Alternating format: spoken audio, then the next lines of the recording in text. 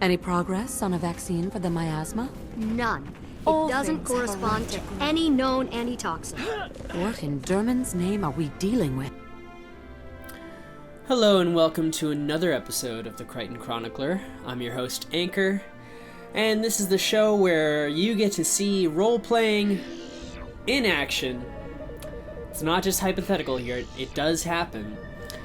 And that's exactly what you were seeing there just a moment ago. I'm not talking about the NPCs, no, that was a script. But the letter that Eckert here was reading is actually an in-character letter. So that counts as role-playing too. It's written in character from Nihilus to Eckert. And so if you saw the previous episode, you'll remember, and here's the letter right here, you'll remember that they were caught in a big battle in Lion's Arch. And just as they were trying to escape, there was a big explosion, Eckert blacked out, and that was the last thing he remembered. And so now this is just sort of a continuation of that, this moments after the battle. And the letter was basically just an in-character way of getting everyone back together, because once we all got caught in that battle and caught in that explosion, we kind of all got separated. And you saw right at the beginning there, Eckert was in Lorner's Pass, which is where the Derman Priory is. And so from his perspective, he didn't really know what happened. He kind of just blacked out, and he woke up there. He has no idea how he survived or how he got there. And so this is a good way to kind of explain what happened in story terms, because obviously we know what really happened. My character died in game, and it automatically respawned him outside just because of the nature of the battle and the event. When your character perishes towards the end of the battle, it will automatically respawn them outside. But we wanted to give more of a realistic context to what happened, so we just sort of assumed that Eckert was rescued, and along with the rest of the Tyrian Adventure League that you see here.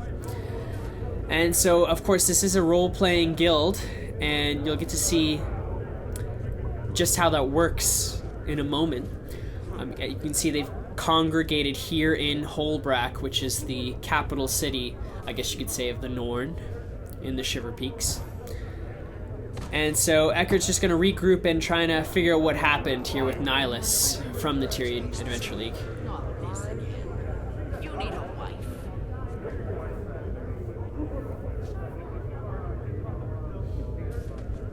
Nature's ways are more mysterious than any other else.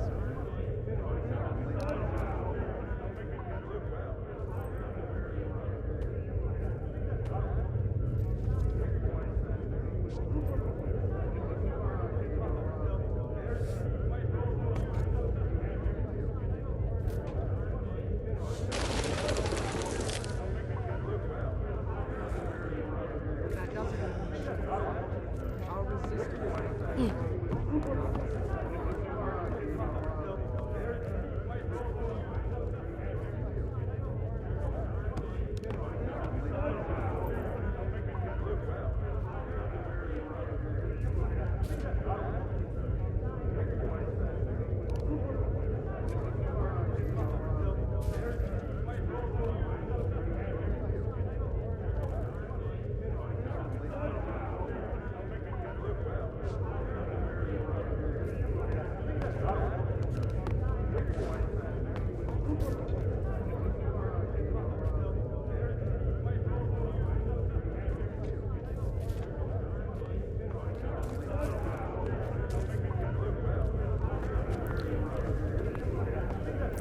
So now it's important to remember that this is Eckert's first time coming to Holbrack, since he had only recently left Divinity's Reach, which of course is the human capital of Tyria. And it's really his mission to see different cities like this, although he wasn't really expecting to come to Holbrack under these circumstances. He's really only here because the huge battle in Lion's Arch kind of forced everyone out of their homes, and so now the Tyrian Adventure League, kind of recuperating from that battle, has decided to meet here in the Great Lodge. That's why you can see so many of them with the little guild tag next to their names, which is the tail. referring, of course, to the Tyrian Adventure League. And this is really the first chance I had to really get to know a lot of different characters in the guild. And again, one of the real advantages to being in a role-playing guild is it's so much easier to meet other people, because you don't have to come up with an excuse like in the past where I would make up some sort of arbitrary mission to go on and to recruit people for. This way, I don't need to come up with any sort of story. It's all natural. One conversation will kind of bleed into another, just like if you were at a social gathering in real life. You know, you talk to a few people, that conversation can lead to other conversations. And it can be a lot of fun to play through because you don't really know where it's going to go and the things you're going to find out and the types of characters you get to meet. And you'll see there are a lot of different personalities and different archetypal characters in the Tyrian Adventure League.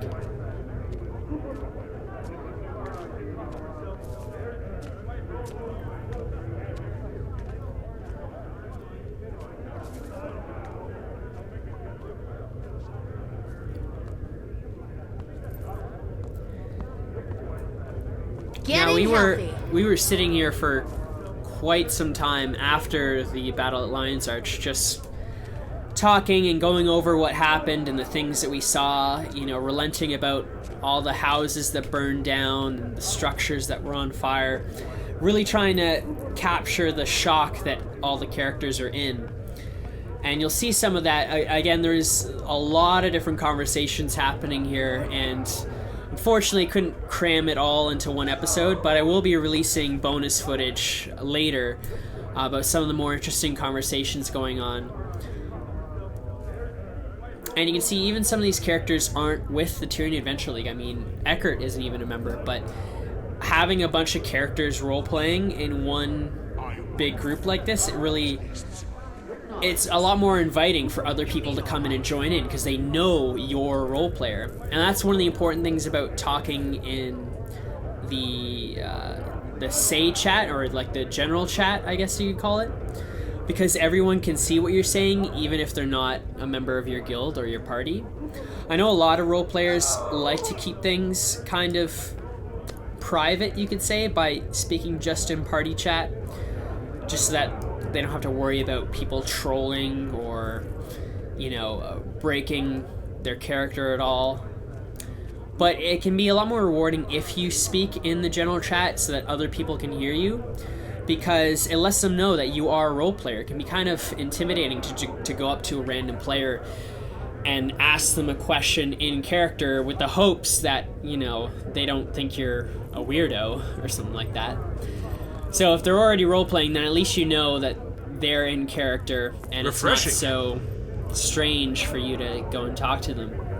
But at the same time, some people, when they're role-playing, they don't like to be interrupted. You know, they have a very specific idea of what story they're trying to tell, and they don't necessarily have room to involve other people.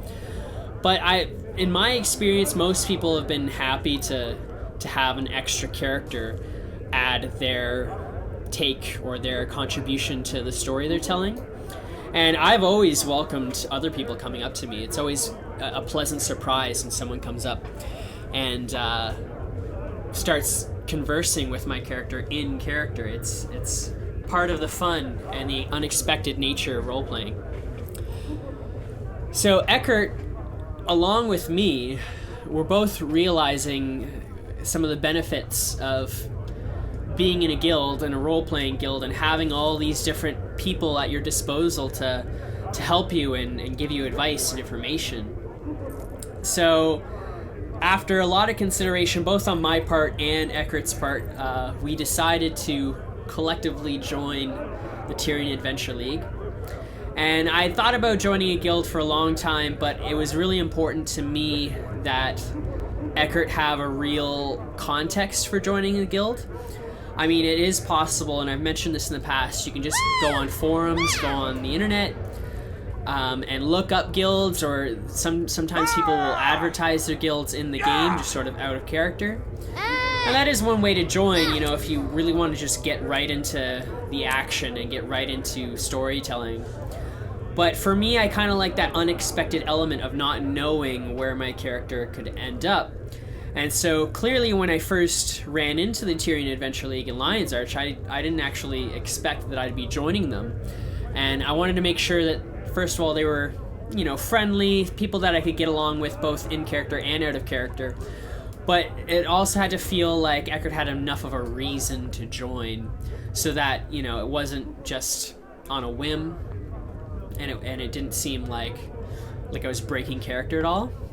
But after they'd been through so much together, I mean, from the time exploring Lorner's past and Gendron Fields from episode 4, and then the last episode you saw they were fighting side by side, literally struggling for their lives together. So it really made sense that they would form this kind of bond. And so Eckert finally decided to join. And you're going to see some of the in and out of character benefits of a guild.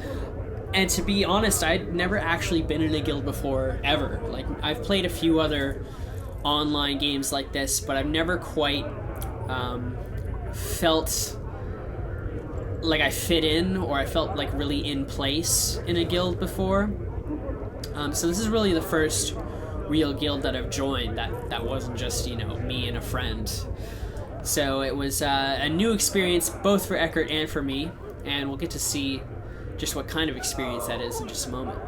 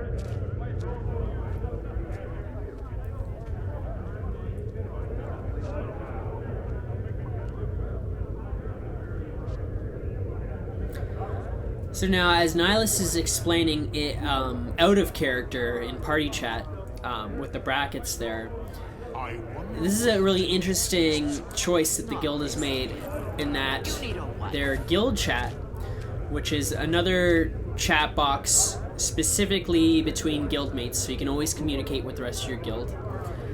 Now their guild chat is in character, so this is actually pretty unique. A lot of the guilds that I know of will typically reserve guild chat for out of character communication. So if you're talking guild chat, it means that your character's not really saying those things. That's just you saying those things, either to coordinate, raids together, or set up a quest, or go into a dungeon together.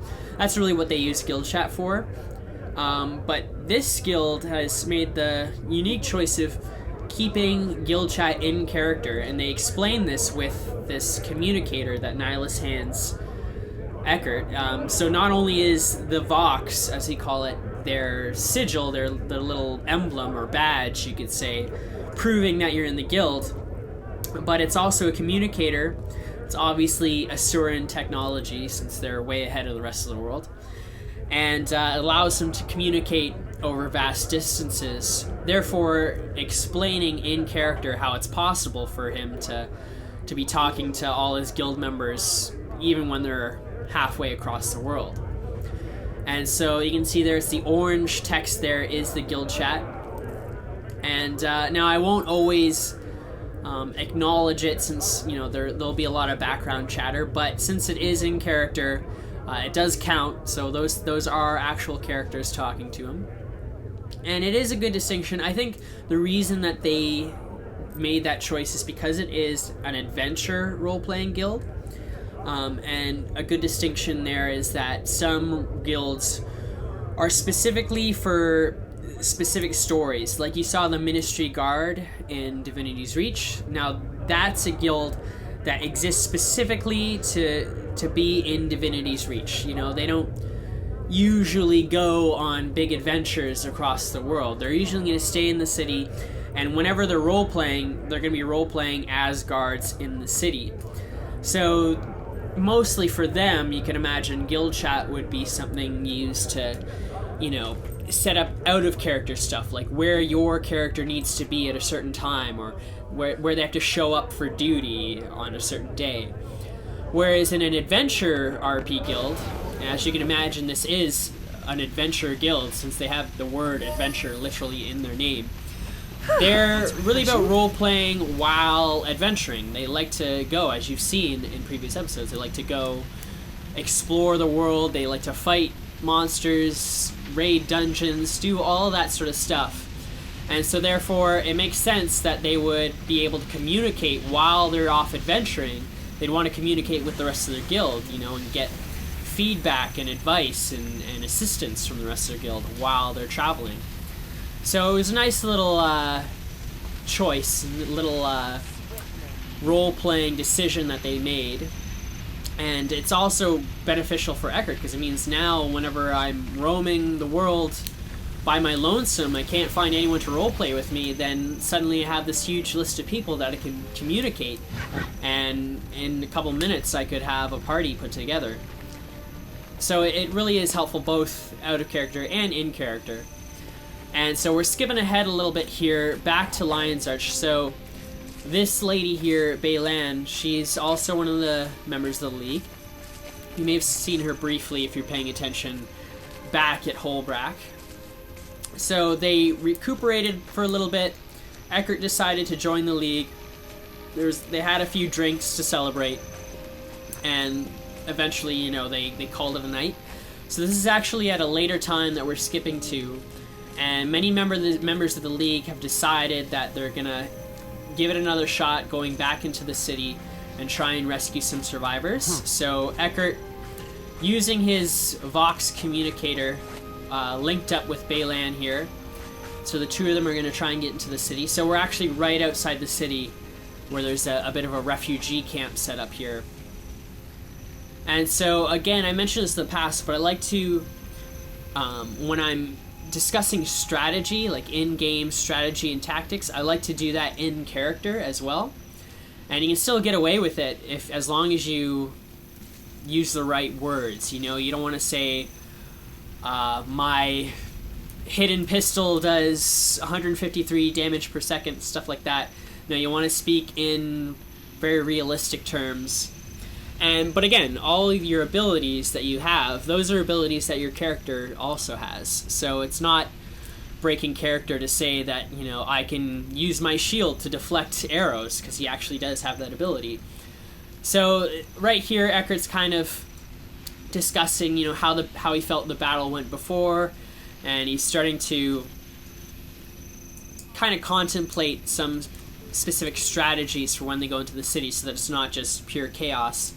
They do have a direction to go, because when you're playing in a party, you do have to coordinate to some degree, especially for a big event like this, because I don't know if you saw the map for Lion's Arch, but it's a pretty big area. There are a lot of different battles going on at once in a lot of different areas, so you really have to make sure you know where you're going before you jump in.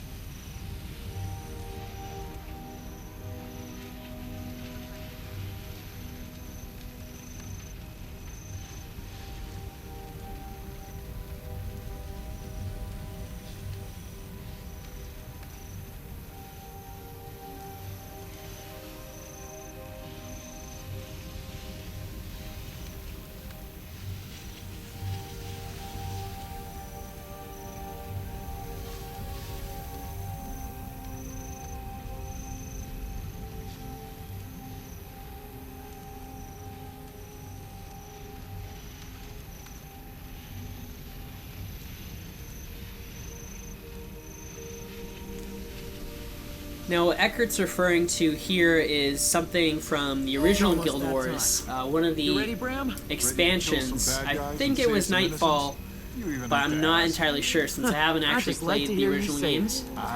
However, if you read up on any of the lore, or you can even watch some of the Wooden Potatoes or Chronicles of Tyria videos, they do cover that section of the history quite in depth. And so there's actually a whole expansion. If you haven't played the original expansion, it was an entire expansion where you go to a different continent. It's a very sort of Chinese, Japanese, very Eastern-inspired medieval continent. And basically the gist of it is the entire continent is trapped in this plague. They're riddled with this plague that's ravaging the land, and you and your companions have to kind of help find the source and save everybody, basically. And so Eckert's here is kind of comparing that to what's going on in Lion's Arch with the whole miasma that's kind of poisoning everyone in the city. And in the last episode, as they were trying to run away from Lion's Arch, what happened was the miasma got super thick, they couldn't breathe, and that's why his health actually started decreasing gradually to the point where, you know, he actually fell unconscious before he could make it out of the city. And so that's actually one of the reasons that I equipped Eckert with a mask. If you get to see his face, he's got a mask on now, as opposed to usual. And that's just because of the miasma. For role-playing purposes, I thought it would be, you know, more acknowledging what's going on if he wore the mask, just as sort of like protection for his face, so he's not breathing in as much of this noxious air. And that's another way you can kind of use the game to fit into the context of your story. You know, depending on what monsters you're fighting, you might choose a different weapon, and whether or not it's actually better for your character. You know, I didn't actually consider whether or not the stats were better for a mask than they were for, you know, some other piece of equipment. But it was I was at the point where like a few extra points of damage wouldn't have made a huge difference. I mean, I have a big enough of a party. I wasn't that worried about my character being as super strong, 100% strong as possible. So in that case, I did decide to go for more of an aesthetic choice rather than an actual combat choice. But again, it makes sense. If you're in a city that's full of poisonous gas, you're going to want some sort of protection for your airways.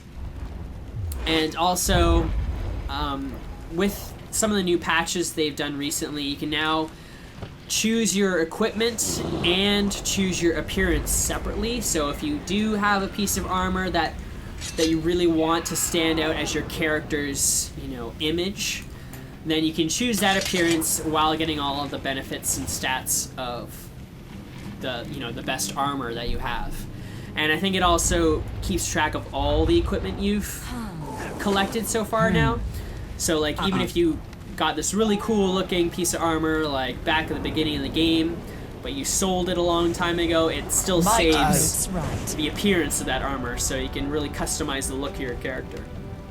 And the look of your character is even more important when you're a role player, because it really distinguishes your character's identity, so that when people walk up to you, they don't have to read your name. They'll see right away that that person I'm talking to is Eckert, that person I'm talking to is Rixty. And so you can kind of notice Eckert's look hasn't really changed that much over the past, what has it been, 8 episodes? That was half because most of the armor in my level range happens to look the same anyways, but also I didn't want him to have like a particular appearance so that, you know, I could look at that and claim that as part of his character. And even looking at Nihilus, I mentioned this in the past, you know, Nihilus, the Char, who's also a former Ash Legion, you know, he has a very distinguished appearance. He's got all the black, he's constantly wearing a hood, and it really, you know, speaks to what kind of character he is if he's always wearing such dark and shady clothing. And the reason I like this outfit for Eckert is because mean, he's a bit of a researcher, he's a bit of a scientist, you could say, and it really does kind of look like a lab coat in a way, but the more fantasy version of a lab coat.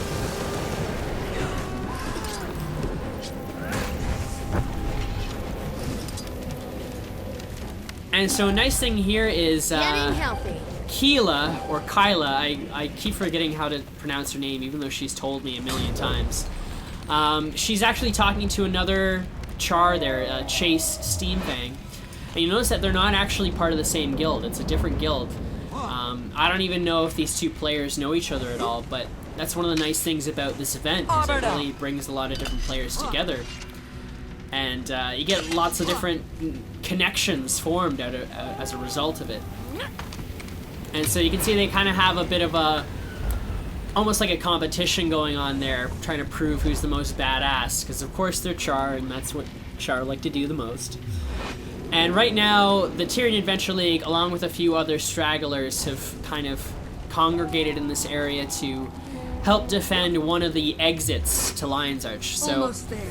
as Eckert mentioned before, they're trying to rescue a lot of survivors. You can even see in the top right, it shows how many they've rescued so far. And so the point of staying here is to protect one of the main routes, which leads to the exits, so that people can get out safely. And also because there's an achievement you get for defending this area, but in character, our reason is really just to help with the evacuation.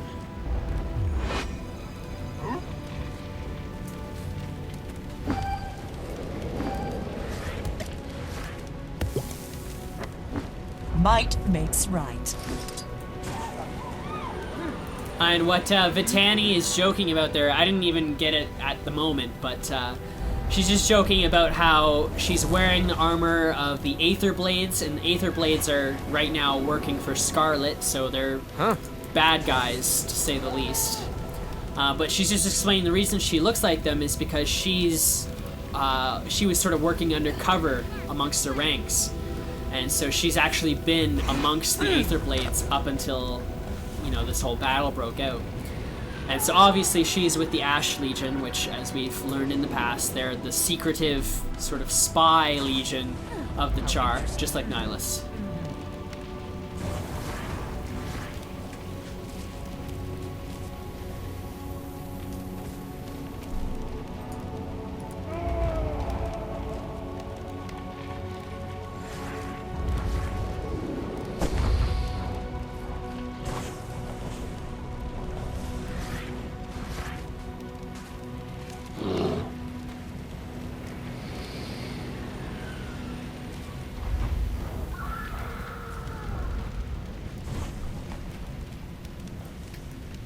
So Eckert was lucky to have a good team looking out for him, and as he mentioned in the previous battle, you know, he's not really a fighter, but he does like to help out as much as he can, so it's nice that Kyla, or Kyla, I'm just going to call her Kyla until I remember correctly, but Kyla's sort of looking out for him.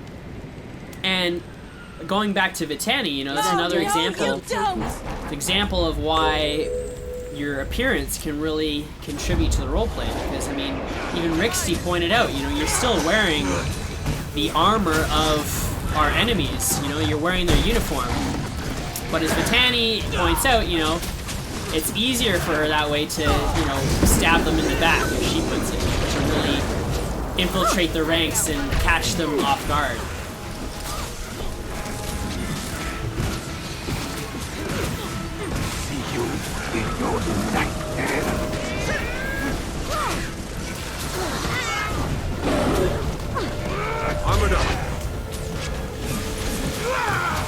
And now I've mentioned in the past how difficult it can be to roleplay and fight at the same time, just because it's hard to type and attack at the same time. Especially because Guild Wars 2 is such a involved, it has such an involved combat system where you're not just, you know, auto-attacking one creature to death. You know, it involves a lot of running around and dodging and casting spells and aiming your spells as well. As you can see, Eckert's doing right there. So it can be a little difficult to talk and fight at the same time, but luckily, when you're fighting in a party like this, you know, unless the battle is extremely difficult, you do get a few breaks where you can kind of communicate, and you can see that's happening a little bit here. They're all sort of shouting out in the midst of battle, you know, and talking and yelling at each other while fighting. And it definitely makes the battle so much more fun. I mean, I have to admit, it was a tough battle, and it was pretty exciting to play through, but it was a lot more fun to roleplay because, to some degree, I'm not a great gamer. You know, I'm not a pro-level gamer or anything like that, and I never will be. But in that case, it doesn't really feel like I had much of an impact on the battle. You know, I had a feeling that most of these guys know what they're doing. Even if I sat back and didn't do anything, there's a good chance they'd be able to handle it without me, you know? So, for me, the fun was really in participating as a character and really joining the conversation and reading these conversations. Because it really felt like Eckert was actually there, like actually making a difference. Whether or not I, as a player, was making a huge difference. Our deeds are reflected in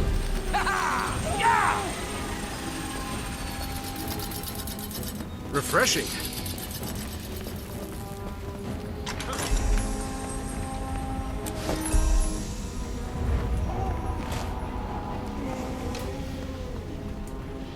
And so again, if we weren't role players, if we were just regular players, then all these waiting periods would be super boring. You basically just have to stand around and wait for the next wave of enemies to show up.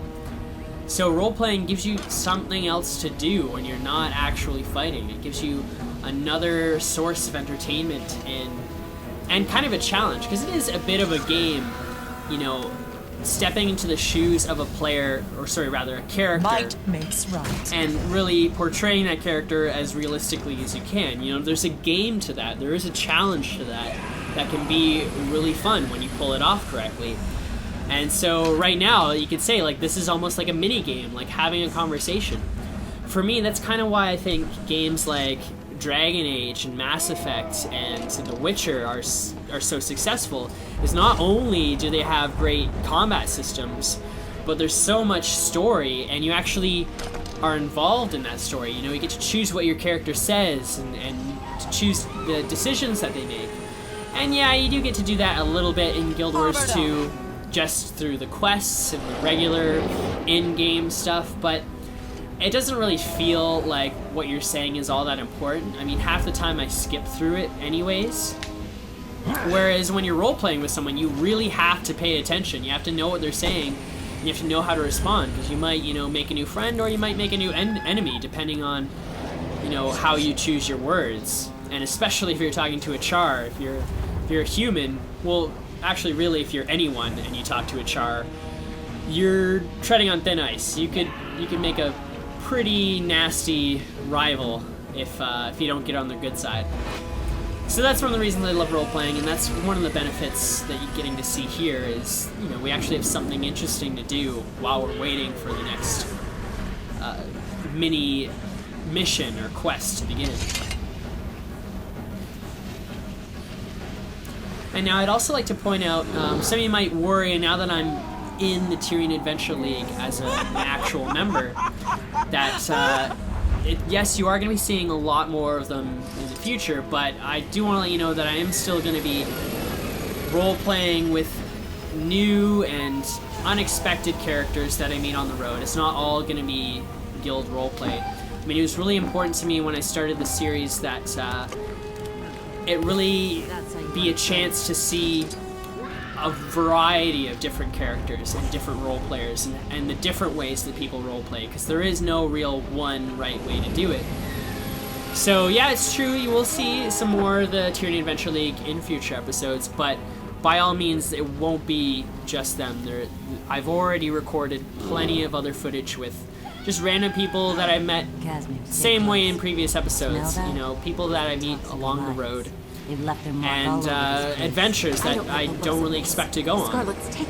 So yeah, so you'll see a lot more different characters, and that can be one of the disadvantages again of being in a guild is once you have a set group of people. Come on, Let's clear some of these. you kind of get into the out of here. habit. You get into the habit of just role playing with the same people over and over again, and you don't really get to meet that many more people unless they join your guild. So I definitely don't want to get into that pattern. And you should be seeing a lot more different characters in the future.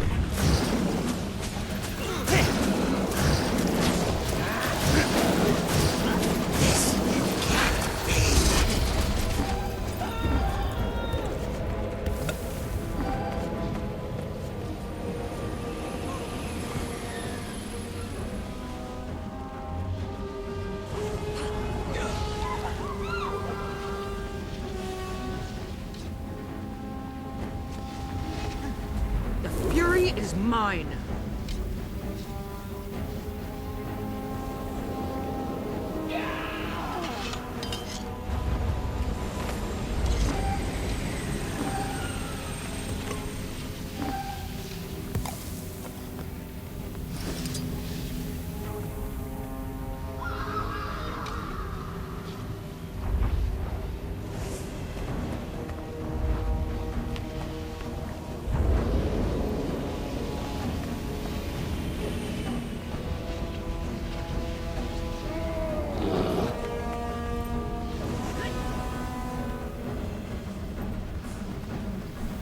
So as you can notice there, a lot of them are sort of discussing and contemplating what it is Scarlet is after by attacking the city.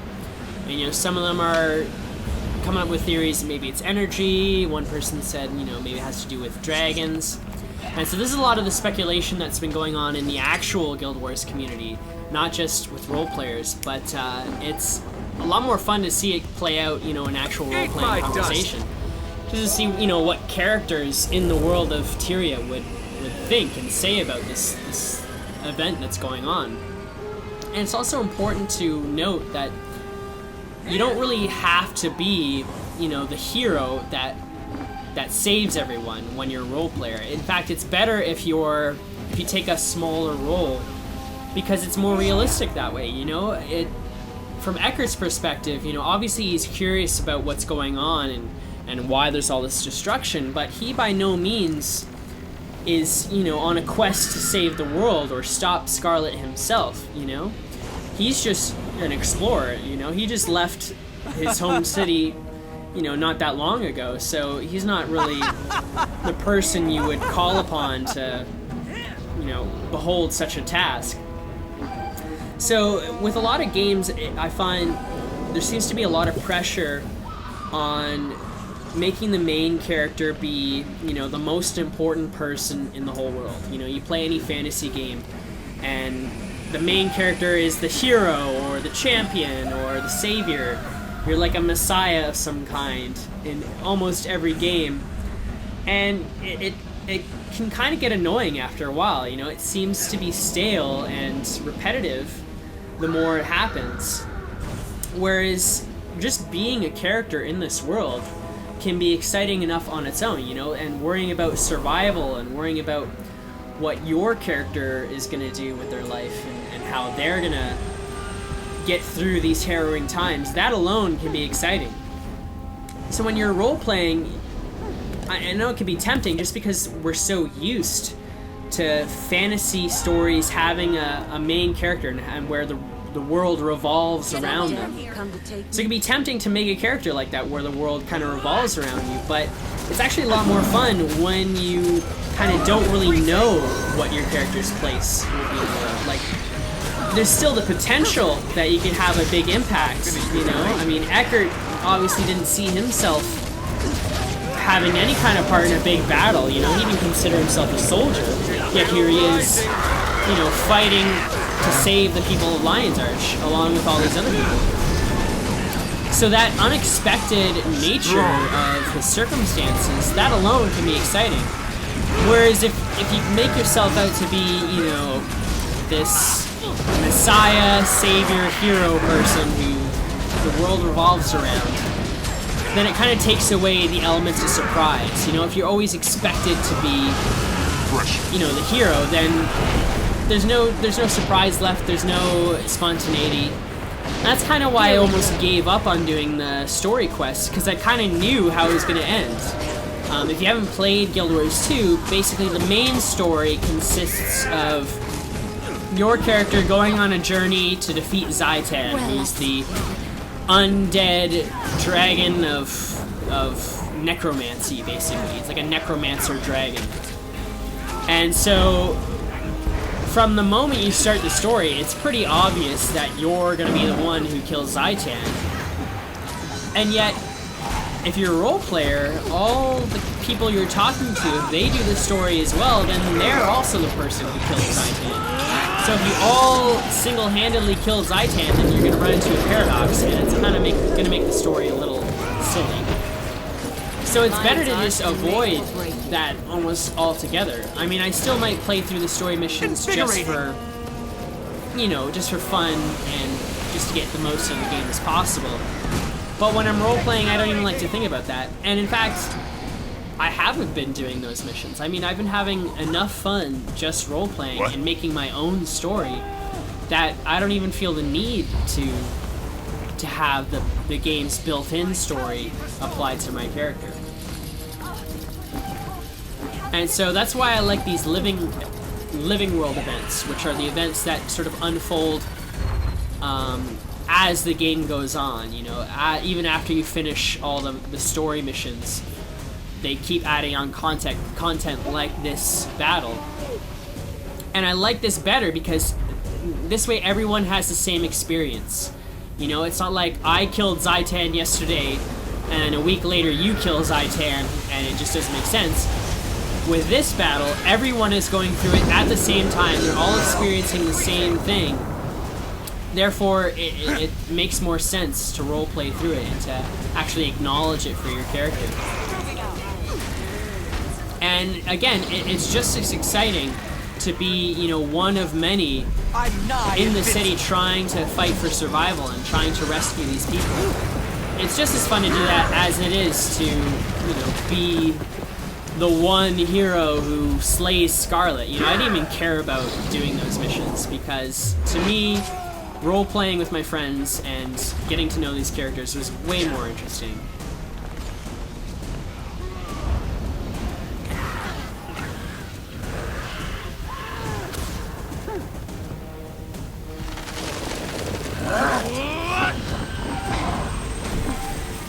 Don't stand a chance. Let's do this.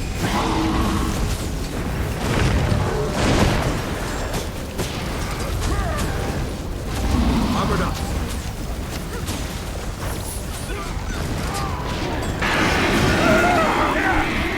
Now, I also forgot to mention that you may have noticed a while ago that Baylan suddenly disappeared from my party. This is actually a separate piece of footage. Now, Battle of Lion's Arch went on for about 2 weeks, so there was a lot of fighting going on, and I got a ton of footage, way more than I could fit into a single episode, or even 2 episodes for that matter. So I did have to kind of skip through a bit of it. But essentially what happened to Baylan is once they entered the city, because the server was so overcrowded, there were so many people logging on at the same time, it kind of split us up into different servers. So that's the reason we got split up. So there's actually a whole lot more members of the Tyrian Adventure League in the city right now, but we kind of just got separated due to the overflowing amounts of players in the area.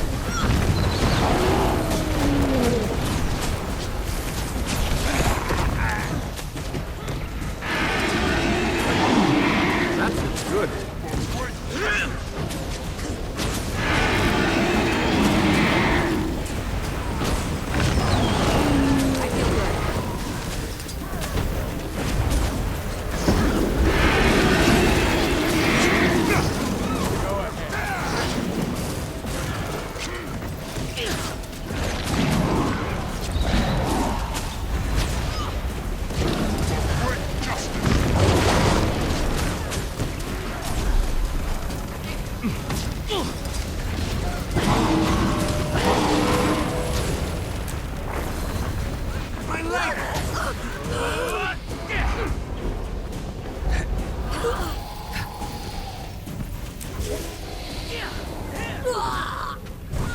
healthy.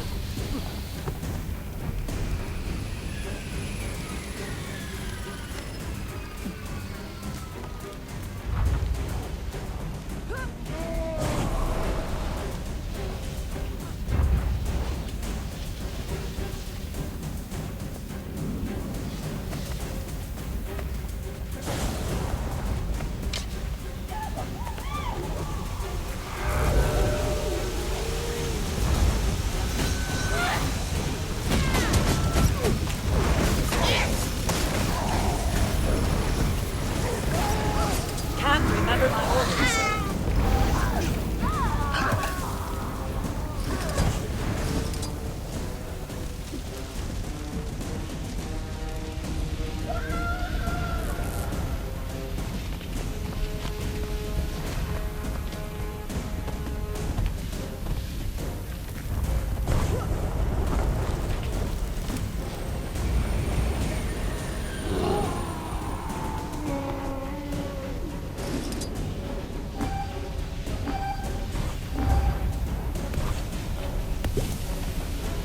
Quickly.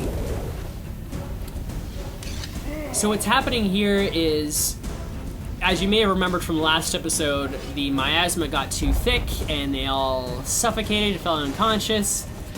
So they've learned from that mistake from the previous time, and they've decided to regroup here at the exit to Lion's Arch at the Sura gate there. And you can even see in the top right corner there's a bar which shows how thick the miasma is getting and how much time you have before everyone suffocates to death, essentially. And we kind of played that out by, explaining that our characters, they were coughing and it was hard for them to breathe, just so that they could really gauge, because obviously they're not going to have a meter telling them how much time they have left, but still they would be able to tell that, the air is getting thicker, it's getting more toxic, and maybe it's time to leave.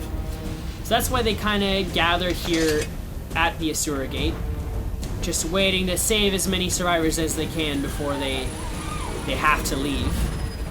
I figured this would be as good a time as any to finish off the episode.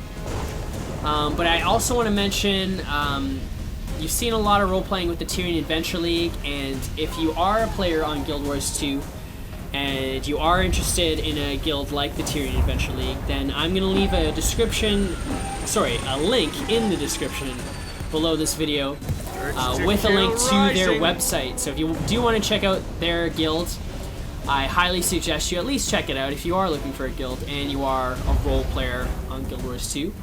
Like I've said in the past, it is a pretty relaxed guild. I mean, there's a lot of role playing that goes on, but at the same time there isn't a lot of obligation to always be role playing with them, or there's not a lot in terms of responsibilities of like being in a certain place at a certain time. But at the same time, they do organize a lot of different events, and they even put this event together so that they could all play together instead of going through this ordeal alone. So yeah, if you do want to have some more companions for your character while adventuring, then it's definitely the guild for you. You will definitely see more of them in future episodes now that Eckert is a member of the guild. But I do also want to point out again that I will be role-playing with other players outside of the guild. I do want to keep meeting new players and new characters, and you'll see more of that, and even new guilds. I mean, you'll definitely see in the future, I want to show more examples of how different guilds role-play and how they have unique approaches to role-playing as a group.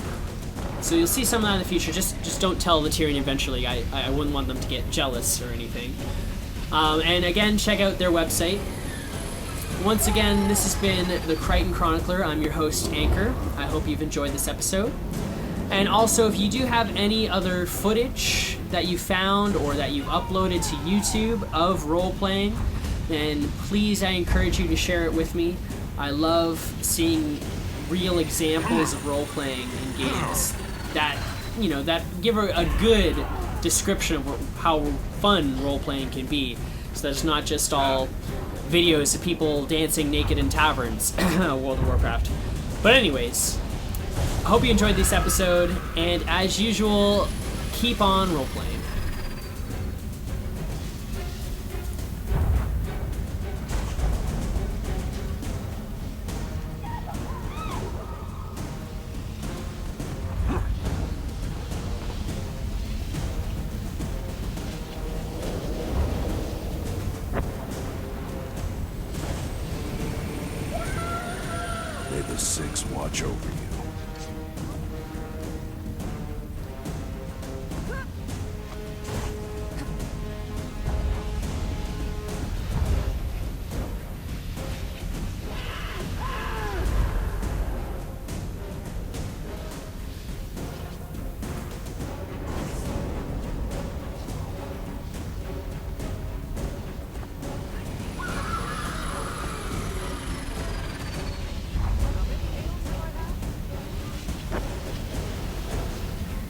the air!